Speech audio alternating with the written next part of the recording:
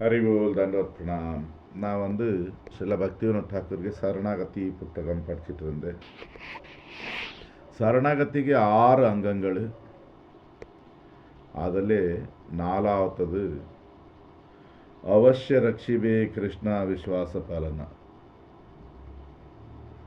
பகவான் கிருஷ்ணர் என்னை கண்டிப்பாக காப்பாற்றுவார், அந்த நம்பிக்கையுடனே வாழ்வது. அதில் 3வது கீர்த்தனை இன்னைக்கு படிக்க போகிறேன். ஆத்ம சமர்ப்பணே கேலா அபிமான் நாஹி கரபோ நிஜ ரக்ஷா விதான். பகவானே, நான் உன் தாமரை பாதத்தில் முழு சரணாகதி எடுத்திருக்கேன். இப்போ எனக்கு அபிமானம், எனக்கு அகங்காரம் தூரம் போயாச்சு. இப்போ நான் எனக்கு காப்பாற்றுறதுக்கு வேண்டி எந்த விதமான முயற்சி பண்ண மாட்டேன். துவா தன ஜானி துஹு ராகபி நாத் பால்ய கோதன ஞான் கரி துவா சாத். ஓ பகவானே, உனக்கு ஒரு பசு மாடு சொல்லி எனக்கு நினைச்சிடு.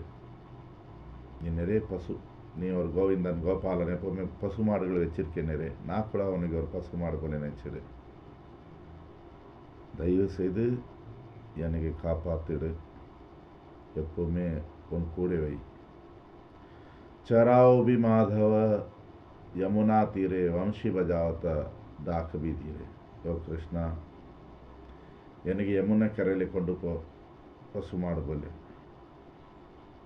உனக்கு என்னை கூப்பிடணும்னு சொன்னால் புல்லான் குழல் ஊதி எனக்கு உன்கிட்ட கூப்பிடு. अघबक मारत रक्षा विधान कर भी सदा तुम गोकुलकान. ஓ கோகுலத்தில் உள்ள கிருஷ்ணனே, ஆகாசுர பக்காசுர போல அசுரர்ಗೆ கொன்னிட்டு நீ என்னை காப்பாற்றுவே. रक्षा कर भी तुह निश्चय जानी पान करबू हम यामुना पानी.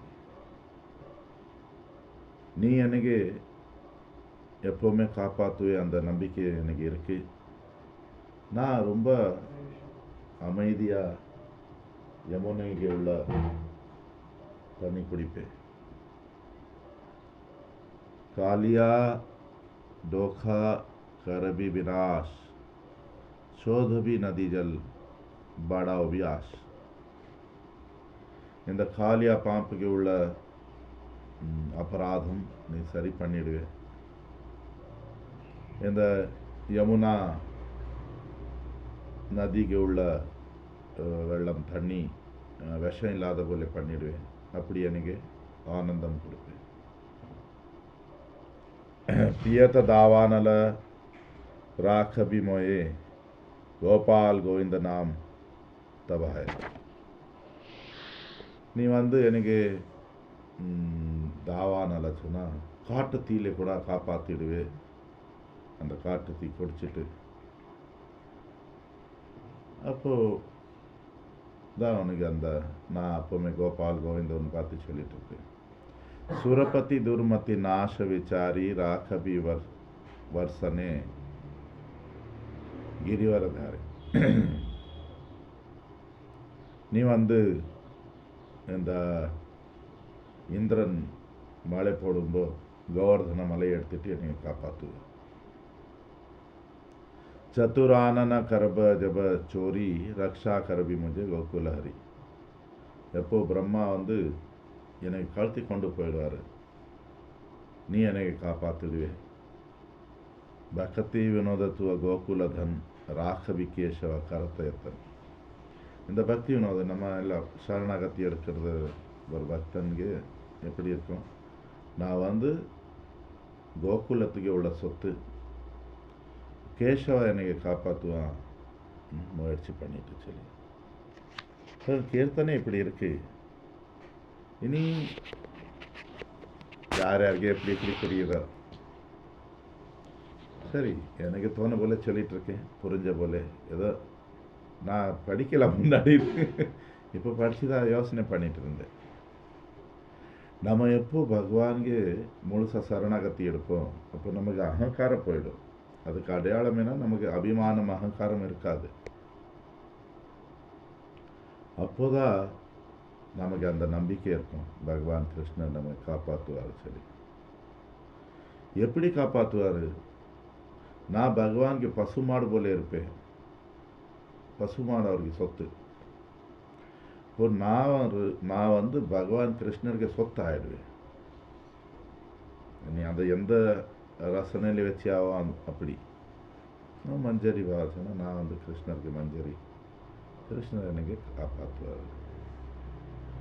ஒரு பக்தன் சொன்னா, சாது சொன்னா, கோஸ்வாமி சொல்லுவோம். ஒரு சப்தம் கேட்டிருப்பீங்க, கோஸ்வாமி.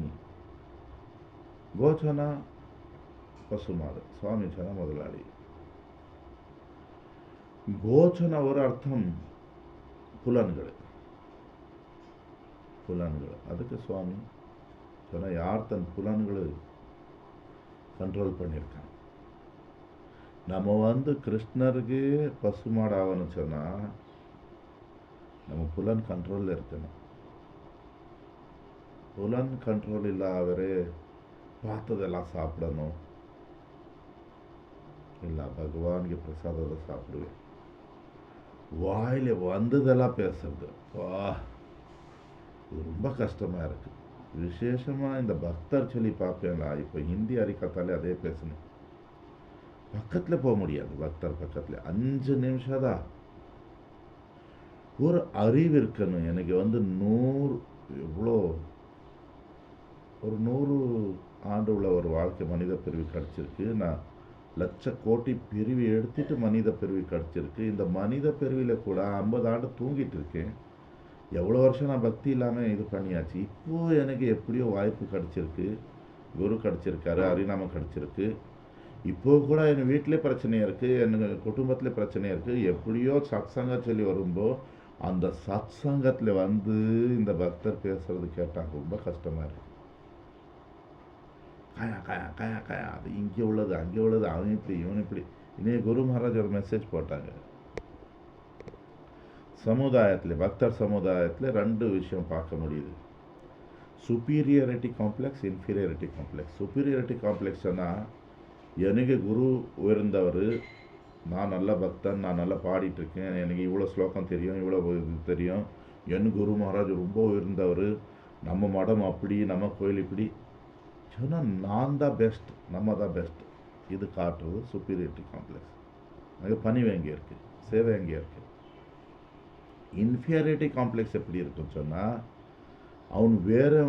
அவனுக்கு நல்லா பாட தெரியாது, அவனுக்கு நல்லா பேச தெரியாது. அவன் என்ன பண்ணிட்டு இருக்கான், வேறவங்களுக்கு தவறு காட்டுறது. இவಳು இப்படி தெரியுமா, அவன் எப்படி தெரியுமா, அந்த மகாராஜ் எப்படி தெரியுமா, இவரு இப்படி அவன் வேறவங்களுக்கு தவறு காட்டிட்டு என்ன பேச வந்துட்டு இருக்கான், நான் நல்லவன் சொல்லி. அங்கேயும் சேவை கிடையாது, பணிவு கிடையாது. பக்தன் சொன்னால் பணிவு பொறுமையாக சேவை பண்ணணும். பேசுறதுக்கு டைம் எங்கே இருக்குது? நம்ம ஹரிகதா கேட்கணும், இல்லை பகவானுக்கு புகழ்ச்சி பண்ணணும், பகவானுக்கு நாமம் சொல்லணும்.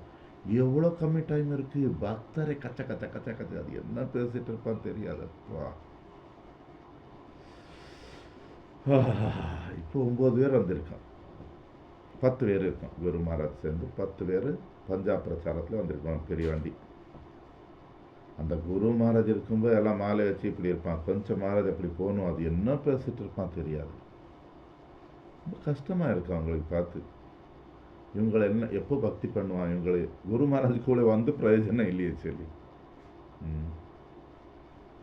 வந்து நம்ம எப்படி இருக்கணும், கிருஷ்ணர் சொன்ன போல வாழ்வது. பகவத்கீதை பாகவத்தில் கிருஷ்ணருக்கு பிரதிநிதி குருவர்க என்ன சொல்லியிருக்க. அப்படி நமக்கு சுவாதந்திரம் விட்டுடணும். சரணாகத்தில் சுவாதந்திரம் கிடையாது. அகபக்க மாறத்த பகவான் எனக்கு வேண்டிய அகாசுர பக்காசுரனுக்கு கொல்லிடுது. நம்ம வாழ்க்கையில் எங்கே அகாசுர பக்காசுரா இருக்கான்? ஆகாசுர சொன்னால் பாவம், பக்காசுர சொன்னால் பேராசை, தம்பம் சொன்னால் நம்ம என்ன இல்லை அது காட்ட முயற்சி பண்ணிட்டு இருக்கோம். போலி இது வெளியில் காட்டிகிட்டு இருக்கோம். நான் பெரிய பக்தன்னு, நீ வந்து என்ன மங்களார்த்தி இது பண்ணணும் அது பண்ணணும், வேறவங்க மேலே ப்ரெஷர் போடுறது. நீ கோயிலுக்கு வரல, நீ இது பண்ணணும், பக்தி சொன்னால் இப்படி தான் இருக்கணும். அப்படின்னா எல்லாருக்கும் வேறு வேறு பாவம் இருக்குது. நம்ம யாருக்கும் ஃபோர்ஸ் பண்ணுறதில்ல. நம்ம இது என்ன இருக்கணும், எப்படியோ ஹரிநாமம் பண்ணணும். ஹரிநாமம் பண்ணும்போது அவருக்கு இதயத்தில் என்னென்ன ஆசைகள் வரும். நம்ம வேறவங்க மேலே அதல்ல அகாபக்காசுரம் சொல்கிறது சொன்னால், நம்ம வாழ்க்கையில் பாவம், பேராசை, இந்த நம்ம என்ன இல்லாத காட்ட முயற்சி பண்ணிகிட்ருக்கோம், அந்த விஷயங்கள் போயிடணும். அப்படி பண்ணிவிட்டு பகவான் நம்ம காப்பாற்று வரப்போ நமக்கே அந்த ஆசை இருக்கணும். ஃபஸ்ட்டு நம்ம தெரியாமல் ஏதோ பாவம் பண்ணிகிட்டு இருக்கோம் சொன்னால் பகவான்கிட்ட பிரார்த்தனை பண்ணணும், என் பாவம் பண்ணுறது புத்தி எனக்கு போயிடணும்னு சொல்லி.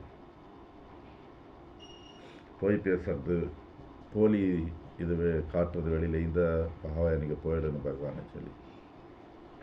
எனக்கு இந்த உலகத்தில் பேராசை இருக்கக்கூடாது, பகவான்கிட்ட பிரார்த்தனை பண்ணணும், நமக்கு உள்ள ஆசை இருக்கணும், கண்டிப்பாக அது நடக்கும்.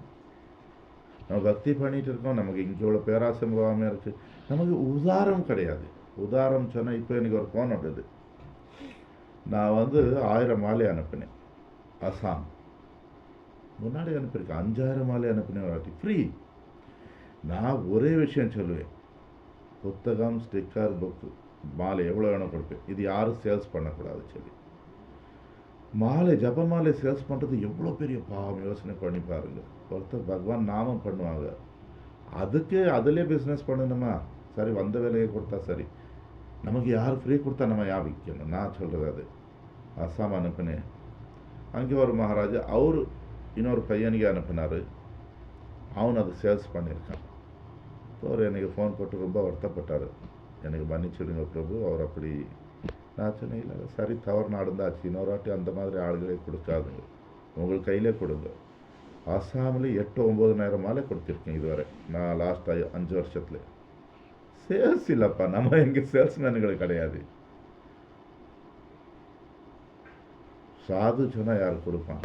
வாங்கிறது ஆள் சாது கிடையாது. அது சாது சொன்னால் கொடுக்கறது படிக்கணும், அந்த உதாரம் வரணும். சரணாகதிக்கு ஒரு அடையாளம், ஒரு பக்தன் உதாரணமாக இருப்பான். மாலை தான் கொடுக்கணும் அப்படி இல்லை, பிரசாதம் கொடுப்போம், ஹரிகதா வேறவங்களே, ஹரிகதாக்கு பணம் வாங்கிறது, கீர்த்தனுக்கு பணம் வாங்கிறது இங்கே ரொம்ப நடக்குது. பஞ்சாபில் பிரச்சாரம் பண்ணணும் எல்லாருக்கும் எப்படி இருக்கு, ஏன்னா நல்ல பணக்காரர் இங்கே வந்திருக்கேன் நம்ம கூட. நான் எல்லாருக்கும் சொல்லிவிடுவேன், வண்டியில் எல்லோரும் குரு மகாராஜ் முன்னாடி உட்காந்துருக்கணும், அங்கே போகக்கூடாது. ஒரு வீடு பார்த்த உடனே பக்தர் அங்கே போயிட்டுருக்கேன், அப்படி இல்லை. நம்ம என்னதுக்கு வந்திருக்கோம், ஒரு இது இருக்கணும். பணக்காரர் இருந்தா அவங்களுக்கு மேலே கருணை காட்டணும், அவங்களுக்கு அமைதி கிடையாது. நம்ம உதாரணமாக இருக்கணும், ஆகாசுர போல இருக்கக்கூடாது. சேர்த்து வைக்கிறது,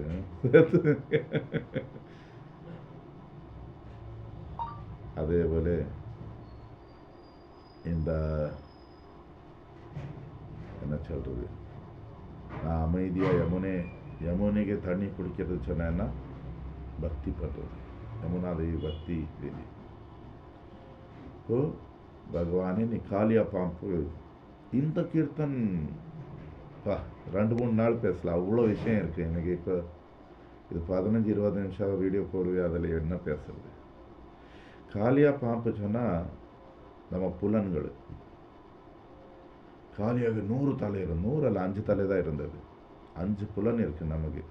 இந்த 5 புலன், கண்ணு இது பார்க்கணும், அது பார்க்கணும், செவி கேட்டுகிட்டே இருக்கணும் விஷயங்கள், வாய் பேசிகிட்டே இருக்கணும். ஐயோ, வாய்க்கு ரொம்ப மோசமானது. இந்த இதுக்கு காளியா பாம்புக்கு கொல்லலை பகவான்.